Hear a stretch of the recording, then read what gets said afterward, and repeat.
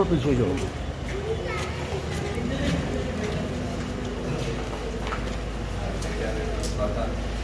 बोलो सदगुरुदेव भगवान की जय। बोलो गुरुदेव भगवान की जय। बोलो गुरुदेव भगवान की।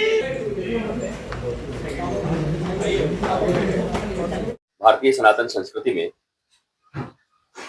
अमृत की खोज है, सत्य की खोज है।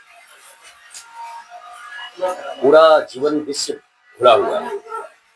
पूरी दुनिया में आज आप देखेंगे डिप्रेशन, टेंशन ज्यादा बढ़ा हुआ है। हर आदमी तनाव में है।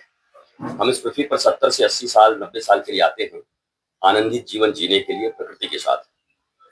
पर एक्सटर्नल हमारा बहुत डेवलपमेंट हुआ, पर इंटरनल हम वीक होते गए, कमजोर होते गए। बाहर 21वीं शताब्दी में है। अभी आपने मिक्सी की आवाज सुनी होगी। एक जमाने में वो बड़ी मुश्किल से मसालों को पीसा जाता था। अभी तो जस्टर से ऐसे चुटकी बजाओ आप और सारे मसाले पीस के आ जाते हैं। आदमी के पास यंत्र आया, पर समय कम होते गए। आप जिससे भी पूछोगे तो बोलेगा क्या करूं, मरने की भी फुर्सत नहीं है। तो इतने यंत्र बने, आप इतने डेवलप हो गए, आपका समय कहाँ गया? आप पागलों की तरह क्यों घूम रहे हैं?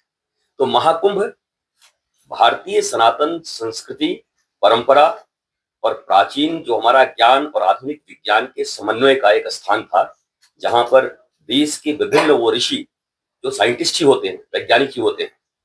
बस अंतर इतना ही है कि कोई बाहर की चीजों को खोज रहा है, कोई अंदर की चीजों को खोज रहा है। अभी आप सब कैमरे लगा के यहाँ बैठे हुए हैं, तो ये चीजें आप चाहे तो लाइव भी कर सकते हैं, डायरेक्ट करोड़ों लोग देख सकते हैं। पर ये बात तो संजय उस समय भी कर सकते थे। संजय वहां से बैठे बैठे धृतराष्ट्र को सब सुना रहे थे, तब चीजें इनबिल्ट थी। अब एक्सटर्नल यंत्र के माध्यम से है, और एक दिन फिर ये इनबिल्ट होंगी, क्योंकि सब कुछ इसके भीतर ही है। तो महाकुंभ इन्हीं सत्य को खोजने का स्थान है। महाकुंभ कोई एक इवेंट नहीं है, कोई एक साधारण मेला नहीं है वस्तु देखने का।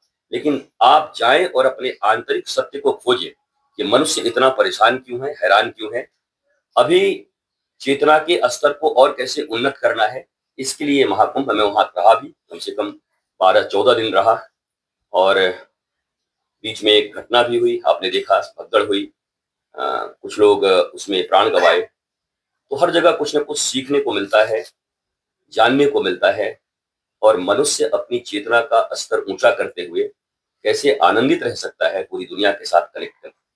वसुधैव कुटुंबकम सर्वे भवन्तु सुखिनः सर्वे सन्तु निरामया, सब तो सनातन में ही है। तो दुनिया की एकमात्र ऐसी संस्कृति है जो पूरी वसुधा को अपना कुटुंब मानती है। दुनिया की एकमात्र संस्कृति है जो कहती है सर्वे भवन्तु सुखिनः। वो अपने सुख की कामना नहीं करती, बोला सभी सुखी हो, सबका मंगल हो। तो इस सनातन के इस सबसे बड़े महाकुंभ में जाकर लोगों ने बहुत कुछ सीखा है। हम तो आनंद लिए, सीखे, और आगे जो जो इस शरीर से परमात्मा कराएंगे वो करते रहेंगे।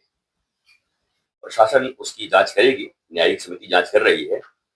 और दोनों तरफ से तो यही कहा जा रहा है, यहाँ भी कहा जा रहा है कि कुछ असामाजिक तत्व, अराजक तत्व जो नहीं चाहते थे कि सनातन संस्कृति का ये वैभवशाली कुंभ, महाकुंभ अच्छे से हो जाए, लगता है कुछ लोगों ने गड़बड़ी फैलाई है। और विपक्ष भी यही कह रहा है। तो इसका सबसे बढ़िया उपाय है कि अब जब जांच हो जाएगी तो पता चल ही जाएगा कि वो कौन लोग थे जिनके कारण जहां लोग अमृत खोजने गए थे वहां उन्हें अकाल मृत्यु का सामना करना पड़ा। अच्छा, जिन लोगों की मृत्यु हुई है उसमें मीडिया में है, आप अच्छे से समझते होंगे कि जब भी कोई बड़े एक्सीडेंट होते हैं, अब मैं बहुत स्ट्रेट फॉरवर्ड बोलूं अच्छा नहीं होगा, हम संविधान के अनुसार रहते हैं। पर कब बड़ी बड़ी घटनाएं होती हैं तो कहाँ से आंकड़े आ पाते हैं। अब इसमें आंकड़े आए कि नहीं है ये तो मीडिया ज्यादा अच्छे से खोज सकती है। हम तो अपने एक टेंट में बैठे थे। लेकिन अगर कोई कह रहा है कि आंकड़े ज्यादा है तो सरकार की जिम्मेवारी बनती है कि वो आंकड़ों को प्रस्तुत करे। जो लोग लापता हुए, जो लोग खोए हैं, जिनके माता पिता या परिवार गए हैं, तो मिसिंग अपना दर्ज कराएंगे कि हमारे भी खोए हैं, तो पता चल जाएगा कितने लोग मिसिंग हैं। गुरुजी आप वहीं थे, घटना की वास्तविक। देखिए, मैंने इसका एक कारण बताया था कि हम केवल सरकार और प्रशासन को जिम्मेवार ठहरा के रुक नहीं सकते। करोड़ों लोग जहां आ रहे हैं, तो जो सबसे पीछे आदमी खड़ा था और जो सबसे आगे स्नान करने के लिए खड़ा था, सबसे पीछे वाले के मन में अगर वासना उत्पन्न नहीं हुई होती, हम आएंगे तो पीछे पर स्नान करेंगे आगे, यही तो रीति है ना। इसलिए तो दुनिया में मारकाट बचा हुआ है ना। हम रहेंगे पीछे पर हमको प्रसाद सबसे आगे चाहिए। हम जाएंगे सबसे बाद में पर हमको वीआईपी दर्शन चाहिए। हम पहुंचेंगे टाइम पर पर स्टेज पर हमें होना चाहिए, ये सबकी प्रवृत्ति है। तो उस प्रवृत्ति के कारण वो पीछे वाला व्यक्ति जिसने सिर्फ अपने स्नान करने के लिए और पुण्य प्राप्त करने के लिए पहले व्यक्ति को धक्का दिया होगा और इतने लोग मारे गए, तो पुण्य तो उसको कितना मिला होगा आप समझ ही गए होंगे। बल्कि वो व्यक्ति अगर पीछे खड़ा रह जाता, बल्कि आप, आपके परिवार, अपने भाइयों को भी आप समझाएंगे कि कभी जीवन में ऐसा अवसर मिले, कभी दर्शन करने का, स्नान करने का, और आप पीछे खड़े हैं तो पीछे खड़े रह जाना, बल्कि लोगों के स्नान करने में मदद कर देना। मुझे लगता है भगवान कहते हैं परहित सरिस धर्म नहीं भाई, रामचरितमानस का ये सबसे बड़ा चीज है। दूसरे के हित के समान कोई दूसरा धर्म नहीं है। वैसे ही व्यास जी कहते हैं कि भैया अष्टादश पुराणेषु व्यासस्य वचनम द्वयम परोपकाराय पुण्याय पापाय पर पीड़नम। मैंने इतने पुराण लिखे, वेदों का विभाजन कर दिया, पर मुझे दो ही चीजें समझ में आई। क्या बोला? परोपकाराय पुण्याय, पर उपकार से बड़ा पुण्य कुछ नहीं होता। अगर व्यास जी को मानने वाले सनातनी वहां खड़े होते, स्नान करने वाले खड़े होते, तो कभी धक्का नहीं देते, क्योंकि उनको याद होता व्यास जी का ये वचन कि पर उपकार, मैं पीछे आया हूं तो पीछे ही रहूंगा, मैं धक्के नहीं दूंगा। और जब सबसे पीछे वाला धक्का दे देगा तो फिर आगे कंट्रोल कर नहीं सकते आप। तो उन व्यक्तियों ने जिनके कारण ये घटना हुई, क्या वो रिस्पॉन्सिबल नहीं है? केवल सरकार को आप गाली देंगे, केवल प्रशासन को आप गाली देंगे? आपको जल्दी स्नान करना था, आप क्यों ही अपने लोभ को रोक पाए? आप इतने स्वार्थी क्यों हो गए कि जो आगे गया उसको आपने आगे स्नान नहीं करने दिया? प्रशासन की भी चूक रही है, सरकार की भी चूक रही होगी। तो सब पर अब मिल करके, बैठ करके जब कोई घटना होती है तो सभी मिल करके, सरकार, संत, समाज, ये तीनों मिल करके उसका निर्णय निकालते हैं। संत समाज अपना निर्णय दे रहा है, सरकार अपना निर्णय देगी और समाज अपना निर्णय देगा, और तीनों से हम निकालेंगे कि क्या कारण हुआ जिसके कारण इतना बड़ा भगदड़ हुआ। आगे ऐसी चीजें न हो, हालांकि ऐसा संभव नहीं है। भीड़ होगी तो भीड़ में ये घटनाएं चलती रहेंगी, दुनिया के किसी भी कोने में आप रहें, अमेरिका तक में हो जाती है। पर इसका अर्थ ये नहीं कि जिस कारण से हुआ उस कारण को हम दूर न कर सके। कम से कम आपने देखा होगा कभी जीवन में पुलिस को, भैया हमारा छत काट के चोर घुस गया, तो पुलिस को पता चला अच्छा छत भी काटा जा सकता है, तो छत पे पहरे लगा दिए। अरे भैया सुरंग बना लिया, तो अच्छा सुरंग काट के भी कर सकते, तो सुरंग पे लग गए। तो बोला नहीं नहीं, फिर अब दूसरा उपाय लगा लिया उन्होंने। बहुत सारे उपाय होते हैं। तो ये सब चीजें होती रहेंगी, हम सीखते रहेंगे, और सीख कर उन चीजों को दोबारा न दोहराएं। यही मनुष्यता है, यही मानवता है। चीजें नहीं होंगी ऐसा नहीं कहा जा सकता, पर दोबारा वही घटना हम करें तो हम मनुष्य नहीं पशु के समान हो सकते हैं। हमारी गिनती पशु में होगी। उन्होंने ये कहा हुआ है कि जल्दी में उन्होंने कुछ कहा है, कोई बात कह दी। अब वो के युवा हैं, साधु हैं, उनके मन में जो भावना आया, देश काल परिवेश के अनुसार कहाँ क्या बोलना चाहिए आदमी अनुभव से सीखता है। तो मुझे ऐसा लगता है कि ये तो सत्य है कि आप गंगा जी के किनारे जाते हैं मोक्ष प्राप्ति के लिए, काशी जाते हैं ना मोक्ष प्राप्ति के लिए, लेकिन आप जाते हैं मोक्ष प्राप्ति के लिए, आप कुचल के, दब के मर गए तो मोक्ष प्राप्ति हो गई। तो ये चीजें समयानुकूल ठीक नहीं थी, मुझे ऐसा लगता है। सीखना चाहिए। बोलने के पहले मुझे लगता है कि धर्म के ऊपर या किसी चीज के ऊपर अपनी पकड़ रखनी चाहिए। और ये उनका बयान है, शायद उन्होंने खंडन भी किया है, जहां तक मुझे लगता है खंडन भी किया उन्होंने। तो उचित समय पर उचित बयान, टाइम, प्लेस एंड पर्सन, देश, काल और पात्र। अगर आप धार्मिक हैं तो आप इतना जरूर समझें, आप पत्रकार हैं तो आप भी नारद जी के वंशज हैं। जर्नलिज्म के गुरु नारद जी हैं, जो देवताओं के पास भी बैठते थे और दानवों के पास भी बैठते थे, और दोनों जगह उनकी बड़ी पूछ थी, वेलकम होता था उनका। पर वो हर जगह से सत्य निकाल के लाते थे। ऐसा नहीं कि दानवों के पास बैठ गए तो बोला जी नारद जी तो दानवों के साथ मिल गए। नहीं नहीं नहीं नहीं, जर्नलिज्म का काम है सत्य को खोजना, पर्दाफाश करना, पर्दे के पीछे क्या है उस चीज को सामने लाना। तो वो काम पत्रकार कर लेते हैं।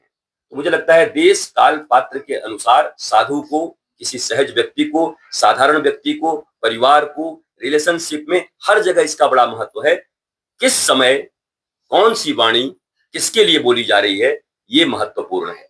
जून के महीने में यहाँ पर कंबल दे दूं आपको ओढ़ने के लिए और कश्मीर से मंगवा दूं पश्मीना 20 कि आपको ओढ़ना पड़ेगा तो मर जाओगे, पर वही ठंडे में दे दूं तो आपके लिए अमृत का काम करेगा। तो टाइम, प्लेस एंड पर्सन। लक्षण देख रहे हैं ना, कारण नहीं देखते हैं हम लोग, कारण नहीं देखते। नशा क्या होता है, नशा का अर्थ क्या होता है? जब आदमी को आंतरिक खुशी नहीं मिलती तो बाहर से खुशी लेना चाहता है। 4 घंटे के लिए शराब पी करके खुश होना चाहता है, स्मैक पी के खुश होना चाहता है, गांजा पी के खुश होना चाहता है। आंतरिक खुशी उसे नहीं मिल रही है समझ के कारण, तो बाहर से खुशियां चाहता है। जब जब संस्कृति का अभाव होगा, मैकॉले की शिक्षा आप पढ़ रहे हैं, बाप बड़ा न भैया सबसे बड़ा रुपया। आपकी शिक्षा सिर्फ एम्प्लॉयमेंट के लिए है। आप अगर वास्तव में पत्रकार हैं तो क्या आप सत्य के खोज के लिए ही रहते हैं? पहला आपका जिम्मेवारी, आप क्या बोलेंगे? अरे भैया बाल बच्चा है, परिवार है, हमारी भी रोजी रोटी है। तो हमारा पहला ध्यान कहाँ रहता है? हमारे एम्प्लॉयमेंट पर, रोजी रोटी पर प्राचीन ऋषियों का ध्यान कहाँ रहता था? बोला तो हम प्रकृति से भी कुछ खा लेंगे, पी लेंगे, नदियों का जल पी लेंगे, पर हम इस जीवन में आए हैं तो अपने जीवन को आनंदित करने के लिए, और हमारे जीवन से जो सूत्र निकले उस जीवन के सूत्र से लोग आनंदित हों। पहले बात अलग थी। हमारी क्या गलती, युवाओं की क्या गलती है? आप मैकॉले की शिक्षा व्यवस्था पढ़ा रहे हो, आप अपनी सनातन संस्कृति के 16 संस्कारों को जानते नहीं हो कि 16 संस्कार क्या हैं। 64 कला की विद्या भगवान श्री कृष्ण ने प्राप्त की, इसी में सारा एरोस्पेस, सारी टेक्नोलॉजी सब कुछ आते हैं, एम्प्लॉयमेंट भी इसी में आता है, वो आपने दिया नहीं। तो जो आप अपने बच्चों को पढ़ाया नहीं, बच्चों क्या, हमारे पिताजी के पिताजी, अरे जब से मैकॉले का लागू हुआ है तो वो भी तो कभी जवान होंगे, वो भी मैकॉले की ही पढ़े हुए लोग हैं।